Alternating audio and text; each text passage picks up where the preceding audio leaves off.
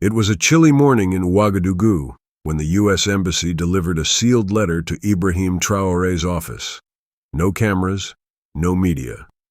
Just a strict invitation from the U.S. Vice President, Kamala Harris, to a private diplomatic summit in Washington, D.C. The message was clear. No entourage, no press, just you. His advisors were concerned. Why now? Why the secrecy? Traoré, calm as ever, stood up and simply said, "If they want the truth, I'll give it to them." Within 48 hours, he boarded a private diplomatic plane with only a few aides. But what no one knew was that this was not just a meeting, it was a trap. Someone didn't want his message heard. Back in the U.S., the White House was tense. Intelligence reports had flagged Traoré's growing influence as a threat to Western control in Africa. They feared he would speak truths Americans weren't ready to face. But the young African leader wasn't coming to fight. He was coming to speak for his people. No one, not even Kamala Harris, expected what was about to unfold. And the cameras, though banned, had already begun rolling in secret. The car that picked Traoré up from Andrews Air Force Base was cold, both in temperature and tone. No greetings, no handshakes, just tight-lipped agents and a black SUV that took sharp turns through D.C. without explanation. The windows were blacked out. Even his aides were separated from him. Finally, they stopped at a building that didn't exist on any public map. A concrete fortress masked as a warehouse. Security was everywhere. Inside, a long metal table. Kamala Harris sat at one end, her face unreadable. Around her were men in suits with earpieces, faces stiff with suspicion. They didn't offer him water. They didn't ask him to sit. He pulled out his chair slowly, sat, looked around the room. Then, breaking the heavy silence, Kamala said, "Let's be clear, you're not welcome here." Everyone froze. Even the walls seemed to hold their breath. Traoré didn't blink. He didn't flinch. Instead, he leaned forward and replied softly, "Then why did you call me?"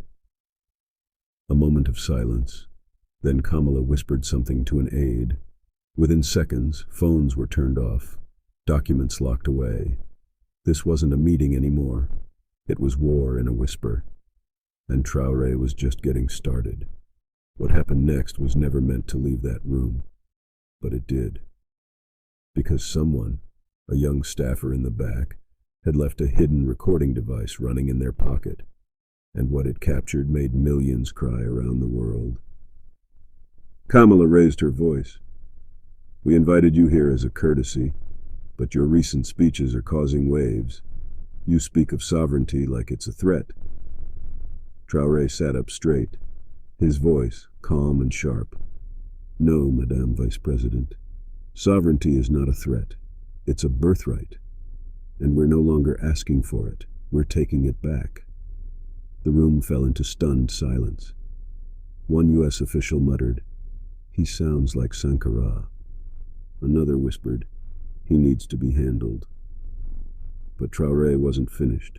He reached into his coat and pulled out a single photo, a little girl with dust on her face and hope in her eyes. Her name is Aissata. She walks 5 miles to school every day and dreams of becoming a scientist, but her country's gold funds foreign banks while her village drinks from dirty rivers. Then came the sentence that turned the entire room upside down. "You steal our future and ask us to stay silent. I'm here to say, never again." Security stepped forward. But something had shifted. Some began tearing up. And in that room of power, for the first Behind the time, mirrored glass that lined one side of the secret room, unknown to Traoré, stood a silent row of U.S. intelligence officers, monitoring, watching every word. One of them, a young woman named Rachel, kept blinking back tears. She had grown up believing the U.S. was always the good guy. But the photo Traoré had shown, the little girl named Aissata, reminded her of her own daughter. The same wide eyes, the same hope. Kamala shifted in her seat, clearly rattled. You're trying to embarrass us. Is that your mission? Traoré calmly replied, No. My mission is to remind the world that African children bleed too, that our silence has cost us lives. Another official slammed his folder shut. You're being emotional, he snapped. But just then, Rachel from behind the glass whispered to herself, No, he's being human. One by one, even the skeptical agents watching began to feel something stir inside. The room wasn't just filled with policy, it was now heavy with truth. And in a place built to break men, Ibrahim Traoré was breaking through. An aide tried to change the subject, tossing out carefully prepared economic questions. Traoré answered everyone, clearly, factually, but never coldly. Every number came with a name. Every statistic came with a story. You say we owe billions, but let me ask you, how much do you owe us for the gold, the cotton, the uranium? No one answered. He continued, You call us developing, but you never let us develop. You call us unstable, but you fund the chaos. Kamala's tone hardened. You're turning this into a moral debate. We're here to talk policy. Traoré stood. Madam Vice President, for my people, morality is policy. Hungry children are not statistics. They are lives. That moment was so raw, so unscripted. A military official at the back of the room muttered, We underestimated him. Across the country in the days to come, the leaked audio of this sentence would be played over and over again on social media, captioned, Africa has found its voice. And people would begin to cry, not out of pity, but out of realization. They were no longer watching a meeting, they were watching a movement. The turning point came not from a speech, but from a single image. As Traoré sat back down, quietly collecting his notes, he dropped the photo of Aissata on the floor. Kamala's aide reached to pick it up, but Traoré gently took it back and said, You can't carry what you don't understand. Rachel, the staffer behind the glass, snapped a photo on her phone through the reflection. Traoré, holding the photo of the little girl close to his heart, face solemn, eyes tired, but full of fire. She posted it anonymously that night with one sentence. This man didn't come to beg. He came to remind us we've forgotten how to feel. By morning, it had over 22 million views. People were crying in Senegal, in Paris, in Chicago. Activists from Ghana to the Bronx stitched it into their videos. A Ghanaian grandmother wept live on TikTok, whispering, My grandson showed me this. I never thought I'd see a leader like this in my lifetime. The U.S. government tried to deny the leak, but it was too late. The world had seen, the hearts had heard, and the real story was just beginning. After the photo went viral, the atmosphere in the room changed. The officials shifted uncomfortably, eyes darting, but no one spoke. Kamala Harris looked away, jaw clenched. The meeting, once tense, now crackled with unspoken electricity. Traoré remained calm, but inside, he knew the hardest part was coming. His words had ignited a spark, but real change would come only if those in power dared to listen. He glanced at Kamala and softly said, If you fear my voice, what hope do my people have? Silence followed. It was a silence heavy with meaning, the kind of silence that can either break or build bridges. Outside, the world waited, watching every news report, every social media update. Some cheered, some threatened, some doubted. But Traoré had one mission, to show that Africa's future could no longer be written by others. His voice, steady as a drum, promised, I'm not just speaking for Burkina Faso, I'm speaking for every child who deserves to dream. Late that evening, Traoré received an unexpected call from an American diplomat, off the record, of course. We want to help, the voice said, but it felt hollow. In truth, many in Washington feared his growing influence. Behind closed doors, plans were already in motion to isolate him politically. But Traoré wasn't naive. He knew power often wears a mask. Back in his hotel, he stared at the photo of Aissata again, her hopeful eyes shining despite the hardships. He whispered to himself, "They can try to silence me, but they cannot silence her."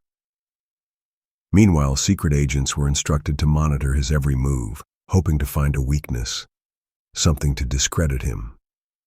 Yet in the quiet of the night, Traoré's resolve only grew stronger. He was ready to face whatever came next, knowing that the stakes were no longer just political, they were personal. The next day, during a tense break, an unexpected figure approached Traoré, a senior aide from Kamala's team, visibly nervous. "I believe in what you said yesterday," she whispered, glancing over her shoulder. Not many do. Her name was Elena. She had spent years working behind the scenes, witnessing policies that hurt those Traoré spoke for. Elena handed him a small USB drive. "This contains documents, proof of projects that were promised but never delivered to Burkina Faso. You need this." It was a risk for her to trust him, but she saw in Traoré something rare, a genuine desire to change the world, not just his country. With new evidence in hand, Traoré realized his fight was bigger than words. It was now about exposing hidden truths. That moment, brief and quiet, was a powerful reminder.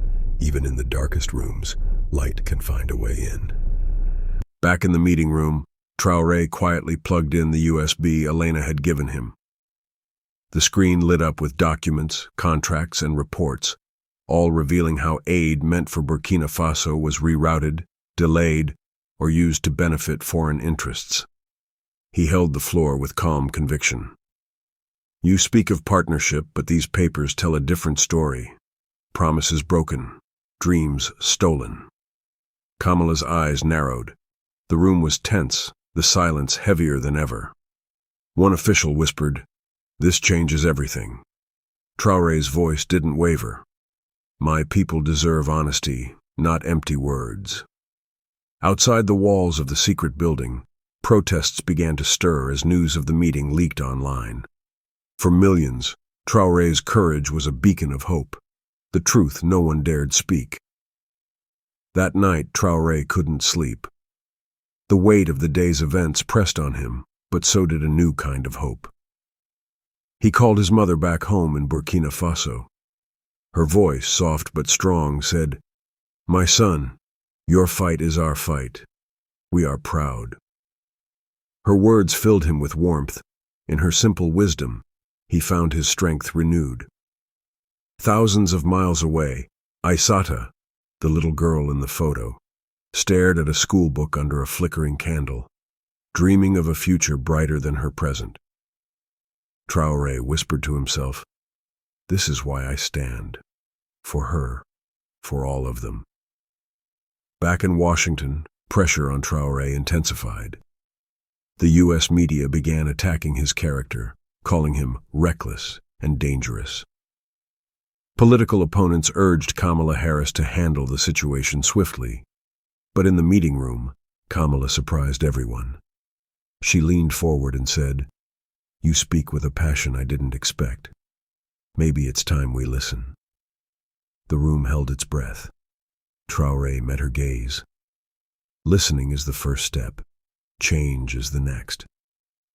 It was a fragile moment, the calm before a storm that would test both their courage and the future of their nations. Just as hope seemed to blossom, the night brought shadows. Traoré received a chilling anonymous message. "Back off or face consequences." His security team tightened, but the threat was real. In a quiet moment, Traoré sat alone, the weight of leadership heavy on his shoulders. He thought of Aissata, her innocent smile pushing him forward. He whispered, "Fear is for those who have forgotten why they fight." This threat was meant to silence him. Instead, it made his voice louder. Across Burkina Faso, the people had heard about the confrontation.